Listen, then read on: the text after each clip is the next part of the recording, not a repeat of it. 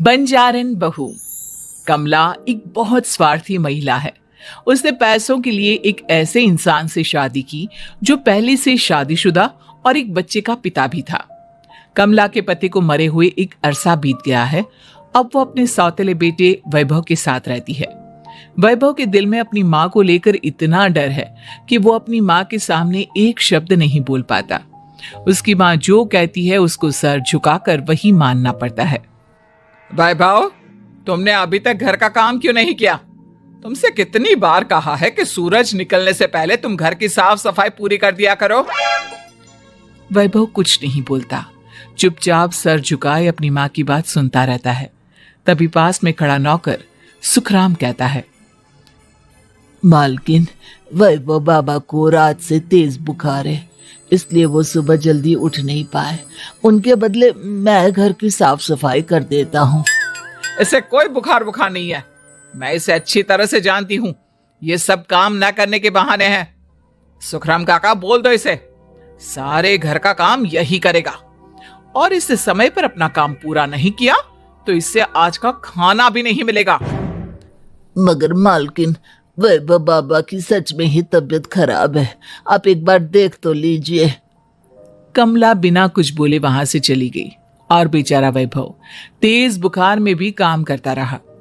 कमला वैभव की शादी एक ऐसी लड़की से कराना चाहती थी जो अनपढ़ हो और कमला से इसी तरह डरे जिस तरह वैभव डरता है, ताकि वैभव की सारी जायदाद और धन दौलत उसकी मुट्ठी में रहे। लेकिन आज के जमाने में ऐसी लड़की मिलना मुश्किल है। कमला कार में यही सब कुछ सोचती जा रही थी कि तभी रास्ते में, अरे ड्राइवर, तुमने कार क्यों रोक दी?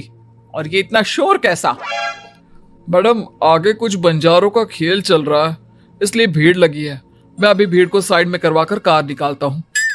ड्राइवर भीड़ को साइड करके कार निकालने की कोशिश करने लगा कि तभी कमला की नजर रस्सी पर चल रही एक फुलवा नाम की बंजारन पर पड़ी।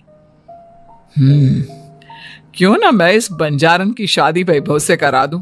ये तो अनपढ़ लग रही है, मेरे पैरों तले दबकर भी रहेगी। मुझे अभी इसके माँ बाप से बात करनी होगी। ये सोचकर कमला ने उन बंजारों से बात की और उन्हें शाम को अपने घर बुलाया।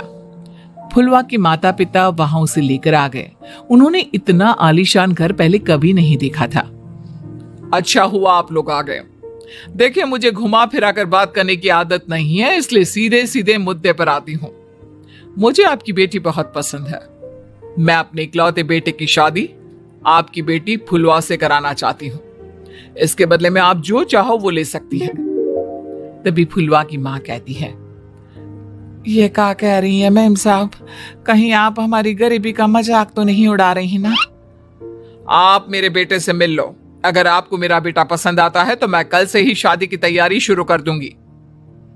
सुखराम, वैभव को लेकर आओ।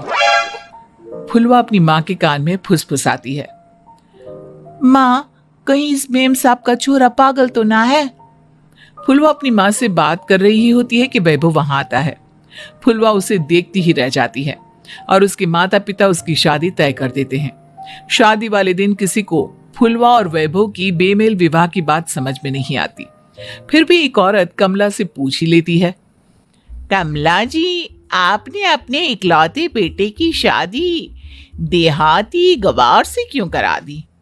ये बंजारन आपके घर की बहू बनने लायक तो नहीं है। कम से कम अपने स्टेटस का ही ख्याल कर लिया होता। बहू तो अपने टक्कर की लाती, आपने तो बंजारन को ही बहू बना लिया। अब कमला को समझ में नहीं आ रहा था कि इस बात का क्या जवाब दे। वो कुछ देर चुप रही और सोच समझ कर कहती है, बहन जी, आपको तो पता है आजकल के बच्चे किसी की बात कहाँ सुनते हैं। मैं तो अपनी बहू एक पढ़ी लिखी और अपनी सोसाइटी की ही ढूंढ रही थी। लेकिन मेरे बेटे ने मेरे सामने इस बंजारन को लाकर खड़ा कर दिया। बोला कि मैं शादी करूंगा तो इसी से। अब भला मैं क्या करती? मुझे अपने बेटे के सामने झुकना ही पड़ा। कमला की ये बातें सुखराम भी सुन रहा था। उसने ये सारी बातें वैभव को जाकर बता दी।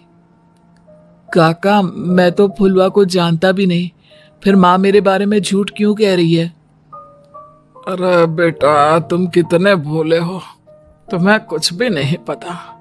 तुम्हारे पिता अपनी सारी संपत्ति तुम्हारे नाम करके गए हैं। तुम्हारी मां नहीं चाहती कि यह संपत्ति तुम्हें मिले, इसलिए उन्होंने तुम्हारी अनपढ़ लड़की से शादी करवाई ताकि तुम्हारी तरह वो भी अपने हक के लिए आवाज ना उठा सके। सुखराम काका, मैं क्या करूं, आप ही बताओ। माँ के सामने आते ही मेरे हाथ पैर कांपने लगते हैं। मैं माँ को कुछ भी नहीं कह पाता। वे दोनों बात कर ही रहे थे कि अचानक कमला वहां गई। कमला को देखकर दोनों घबरा गए। तुम दोनों फिर कभी बातें कर लेना, अभी फेरों का समय हो गया है, चलो जल्दी आओ। इस तरह फुलवा और वैभव की शादी हो गई। अगले दिन कमला ने फुलवा को बुलाया और उससे नसीहत देने लगी।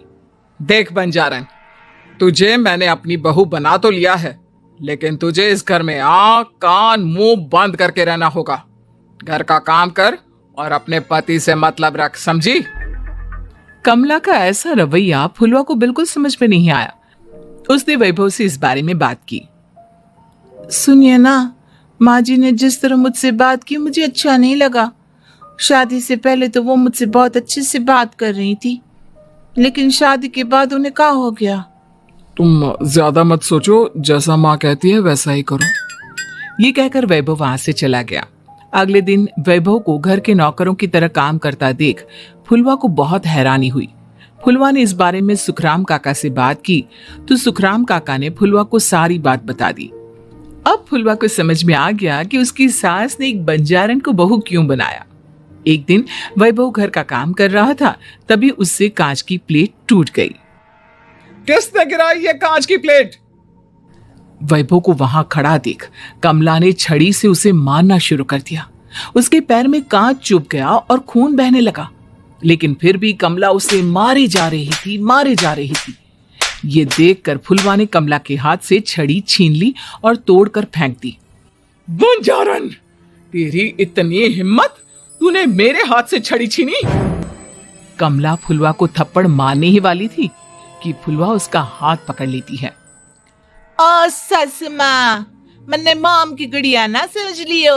बंजारन, ईंट का जवाब पत्थर से देना जानती हूँ। आज के बाद मेरे या वैभव जी के ऊपर हाथ उठाने की सोचियो भी ना, समझी ससु माँ? ये कहकर फुलवा वैभव को लेकर वहां से चली गई। उसने वैभव के पैर पर पट्टी बांधी, उसके आंसू पोंछे। वैभव ने पहली बार किसी के दिल में अपने लिए इतना प्यार महसूस किया। अब फुलवा वैभव का हर काम में हाथ बटाती, उसका बहुत ख्याल रखती। इस तरह दोनों बहुत ज्यादा नजदीक आ गए। वहीं दूसरी ओर कमला सारी जायदाद अपने नाम करने की साजिश करने लगी। और एक दिन, वैभव, जल्दी बाहर आओ। कमला की आवाज सुनकर वैभव और फुलवा अपने कमरे से बाहर आ गए। जी माँ, आपने बुलाया? ये ले, इन कागजों पर साइन कर दे। वैभव कागजों पर साइन करने ही वाला था कि फुलवा वैभव के हाथ से पेन छीनकर कहती है, ना वैभव जी, आप इस पर हस्ताक्षर नहीं करेंगे। आओ बंजारन, मैं तुझसे बात नहीं कर रही। ये बात मेरे और मेरे बेटे के बीच की है। चुपचाप पेन दे दे, नहीं तो तेरी खाल उधेड़ लूंगी। ससु माँ, बंजारन की खाल इतनी भी ढीली ना होवे कि कोई भी उधेड़ लेवे। जो यकीन ना आता हो तो देख ले उतार के। और हाँ, बंजारन जरूर हूं, पर अनपढ़ ना हूं। मन्ने भी पता है कि किसी भी कागज पर साइन करने से पहले उसे अच्छी तरह पढ़ लेवे हैं। पेन देती है या नहीं? ये कहकर कमला फुलवा को मारने आई तो फुलवा ने कमला को धक्का दे दिया और वो नीचे गिर गई। कमला डरकर वहां से भाग गई। अब फुलवा ने वो कागज उठाए और वैभव के साथ सीधा वकील के पास चली गई। वकील ने वो कागज देखी और फुलवा को बताया, वैभव के पिता की सारी जायदाद और संपत्ति वैभव के नाम है, लेकिन वैभव की सौतेली माँ इस संपत्ति को अपने नाम कराना चाहती है, इसलिए इन कागजों पर वो साइन करा रही थी। तो अब हमें क्या करना चाहिए वकील साहब? वकील ने फुलवा और वैभव को सब कुछ अच्छी तरह से समझा दिया। अब दोनों घर पर पुलिस को लेकर पहुंचे। कमला पुलिस को देखकर घबरा गई। पुलिस ने कहा, आपके नाम की कंप्लेंट हुई है, आपको हमारे साथ थाने चलना होगा।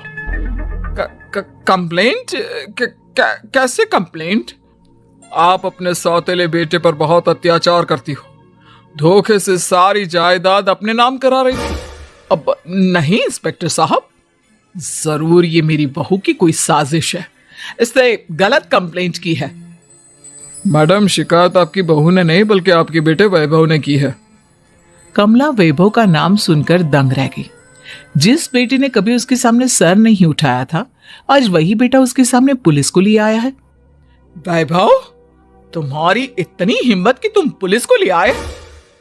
हाँ मां, मैं लाया हूं पुलिस को, और मेरे अंदर इतनी हिम्मत कभी ना आती अगर फुलवा मेरा साथ ना देती। आपने बंजारन बहू को लाकर अपने ही पैर पर कुल्हाड़ी मारी है मां। मैडम, आपकी बात खत्म हो गई हो तो चलो हमारे साथ। वैभव, मुझे माफ कर दो, मुझे थाने मत भेजो। आज के बाद मैं तुम्हें कभी नहीं मारूंगी, तुम्हें कभी परेशान नहीं करूंगी, मुझे माफ कर दो। वैभव अपनी कंप्लेंट वापस ले लेता है और पुलिस वहां से चली जाती है। वैभव अपनी सौतेली मां से कहता है, मैंने पुलिस को वापस तो भेज दिया है, लेकिन मैं आपको माफ नहीं कर सकता। आपने बचपन से आज तक कभी मेरे सर पर हाथ नहीं रखा, हमेशा मुझे मारती रही, नौकरों की तरह बर्ताव करती रही। आप इस घर में नहीं रह सकती, चली जाइए यहां से। कमला घर छोड़कर चली गई और सड़क किनारे खड़ी होकर सोचने लगी, काश मैंने वैभव को मां की तरह प्यार किया होता तो आज मैं इस तरह से बेसहारा